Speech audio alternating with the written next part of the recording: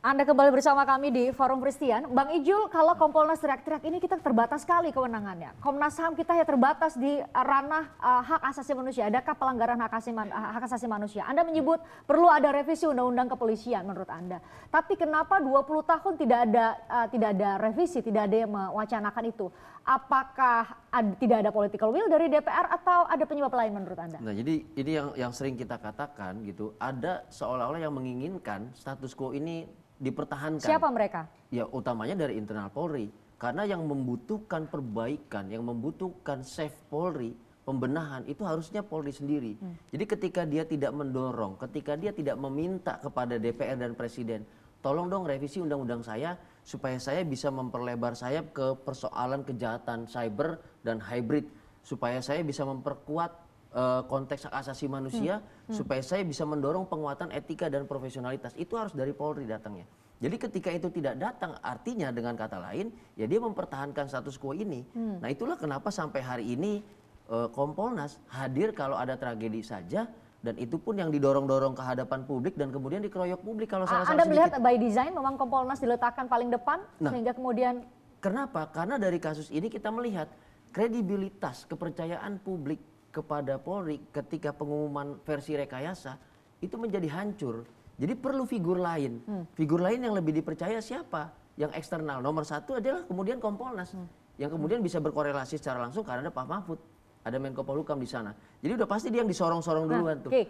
Ini menarik. Anda menyebut bahwa internal Polri sendiri yang tidak mau mengubah sangat nyaman dengan status quo. Yang mana? Karena banyak yang menyebut bahwa di dalam internal Polri sendiri ada banyak faksi, ada mabes di dalam mabes. Apa yang terjadi? Anda bisa membedahnya? Banyak faktor. Tapi kalau kita mau belajar dari lembaga lain, Kejaksaan sudah punya undang-undang sendiri terbaru. Mahkamah Agung juga sudah melakukan perbaikan. Dan itu semua inisiasinya dari internal, ditujukan kepada eksekutif presiden, diajukan kepada DPR. Nah, dengan adanya persoalan hari ini, kita dengar tadi di DPR, matahari hanya ada satu, perwira tinggi harus solid, jangan sampai ada kerajaan di dalam kerajaan. Nah, ini kan kita melihat bagaimana mau melihat isu yang besar termasuk reformasi undang-undang Polri, revisi undang-undang Polri, kalau di dalam nggak solid untuk memperbaiki Polri. Nah, itu faktor utama. Di Kejaksaan kita tidak melihat itu terjadi. Di Mahkamah Agung tidak terjadi.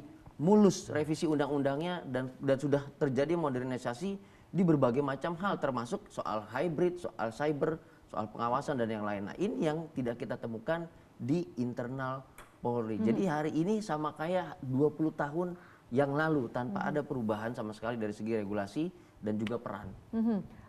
Ini yang dirasakan oleh Kompolnas dan terus didorong oleh Kompolnas belajar dari kasus ini? Itu betul, oleh karena itu kami minggu lalu rapat dengan Pak Mahfud, komisioner rapat lengkap, kita diminta untuk membuat analisis dalam waktu maksimal 1 bulan, karena undang-undang menyebutkan salah satu tugas Kompolnas itu membantu Presiden dalam memberikan arah bijak Polri di bidang SDM, anggaran, operasional, dan dan Sarpras. Nah, kita lihat ada yang salah di organisasi ini dan akan kita berikan masukan. Salah satunya antara lain Satker Propam yang sekarang menjadi super body. Salah satunya itu. Polisinya polisi kalau bahasa orang ya, tapi dia punya kewenangan ya polisi, ya intel, ya jaksa, ya hakim jadi satu. Betul. Ini. Mengapa Kompolnas bisa masuk? Karena kami punya akses sesuai dengan undang-undang ke presiden dan cukup merubah perpres tanpa harus undang-undang. Apa yang direkomendasikan oleh Kompolnas? Salah satunya membubarkan Propam? bukan membubarkan, tapi dilakukan penguatan organisasi. Jadi ada penguatan organisasi. Tentu ada beberapa perubahan, modifikasi beberapa yang pengalaman hari ini menunjukkan ada yang tidak pas di dalam salah satu satker. Karena dia memungkinkan kalau suatu kekuasaan itu kalau mutlak kan ada kemungkinan menjadi abuse ya. Itu salah satunya akan kita konsepnya Pak Mahfud itu dia ibaratkan kayak teras politika lah, ada pembagian yang jelas ini. Itu analoginya begitu. Lalu tentu kita juga melihat penata yang sekarang sangat kentara sekali dan dipersoalkan oleh publik termasuk disuarakan oleh DPR, yaitu merit system di dalam karier. Merit system dalam karier. Anda mau bilang bahwa ada jenderal yang masih angkatan sangat muda, tapi kemudian ada juga jenderal yang bisa terpaut sangat jauh. Artinya Itu pola itu kalau di dalam organisasi itu memang ada yang seseorang yang bisa prestasinya meloncat bagus. Tetapi pola umum kan harusnya diketahui oleh semua publik. Kompolnas membaca adakah pengaruh terhadap Irjen Sambo ini angkatan 94 kemudian tiba-tiba jadi jenderal bintang 2 yang termuda, jenderal termuda ya di bintang 2 begitu. Ini juga menjadi apa? Faktor yang mempengaruhi kasus Salah ini? satunya itu. Tetapi kami lihat ada yang karena begini, sekarang ini di Polri itu kombes yang tidak punya jabatan anjak itu 700 lebih. Lalu brigjen yang anjak juga, jadi dia naik brigjen kemudian balik lagi nggak anjak, itu 100, saya kurang hafal tapi 100 lebih. Konsekuensinya apa? Kan Anggaran? organisasi jadi nggak efektif. Karena mereka ini potensial, harusnya kan efektif. Karena itu harus ada penataan. Dan salah satu tugas Kompolnas antara lain bicara soal SDM. Maka kita akan berikan masukan itu dengan kajian yang memang harus akademik. Oke. Ya. Pak Irjen Sambo 94 kemudian sudah menjadi jenderal bintang 2, menurut Kompolnas konsekuensinya apa? Hanya secara psikologi atau? Bisa saja karena prestasinya bagus. Tetapi salah satu yang ini dikeluhkan oleh teman-teman di Polri, misalkan teman-teman jadi Satgasus yang sudah dibubarkan, itu mereka naiknya pangkat cepat, jabatannya bagus. Teman-teman di Polri ini yang mana? Ya anggota Polri kan ada 460.000. Nah itu kan banyak yang kemudian menyampaikan ke Kompolnas baik secara formal maupun non formal. Nah sehingga kita menampung itu.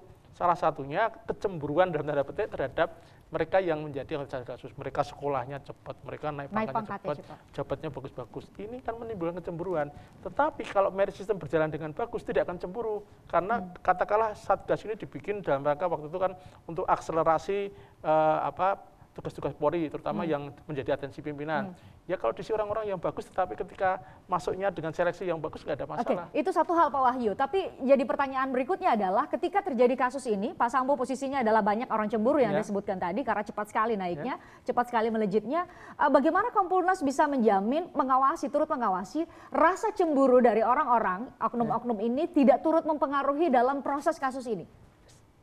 Kasus ini biar jalan, tapi kita melihat kasus ini memberikan pelajaran, ada sistem yang harus diperbaiki. Itu yang kita masuk ke sana. Ya. Baik, kalau Komnas HAM, Komnas HAM ini sempat yang disebut mungkin juga dibahas kemarin ya di RDP di Komisi 3. Ini terlalu banyak bicara ke publik. Konteksnya apa Komnas HAM mau bicara ke publik? Sebagai pertanggungjawaban lembaga yang ditugaskan? Iya, sebenarnya kan begini, prinsip utama dari lembaga negara adalah transparansi dan akuntabilitas. Gitu. Itu yang saya kira penting untuk didudukan ke publik selain prinsip yang lain yang independen itu. Jadi itu yang kemudian kami upayakan semaksimal mungkin supaya setiap proses yang dilakukan oleh Komnas HAM diketahui oleh publik.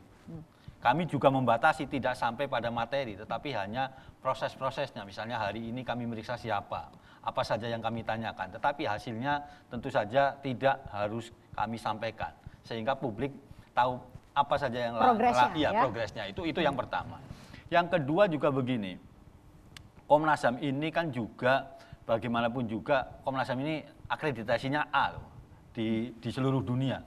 Memang dan ini kan juga Komnas HAM RI ya. Komnas HAM RI ya, itu akreditasinya A. Ini kan juga bisa menjadi semacam benchmark gitu ya, benchmark bagi Komnas HAM lain di negara lain ketika bagaimana nangani situasi. Bagaimanapun juga kasus Pak Sambo ini bukan hanya jadi perhatian nasional, tapi perhatian internasional. Dan pada titik itu saya kira penting juga meletakkan standar-standar yang ada soal penanganan kasus-kasus yang memang ada dugaan pelanggaran HAM-nya bisa diketahui oleh publik secara internasional lebih luas lagi. Itu penting saya kira untuk dilihat begitu, bukan hanya soal nangani kasus ini saja. Tapi yang lain adalah begini. Ketika di awal-awal kalau kita baca atau lihat di kasusnya Pak Sambo ini, di awal-awal kan juga Komnas HAM terus ya hampir setiap hari update ya karena memang kami bisa bekerja lebih cepat dan ini juga saya kira menjadi satu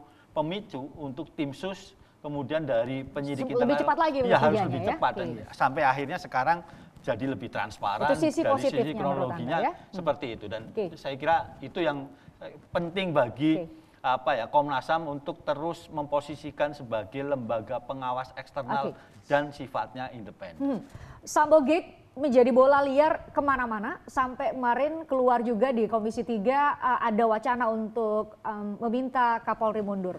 Komnas HAM juga disorot, Kompolnas juga disorot, semua pihak yang terlibat dalam kasus Sambo Gate ini disorot. Seperti apa harusnya bola liar ini diatur, dikelola sedemikian rupa supaya sama-sama jangan sampai justru menimbulkan akses negatif. Kita bahas nanti, saya lanjutkan perbincangan terkait hal ini bersama sejumlah narasumber sesaat lagi.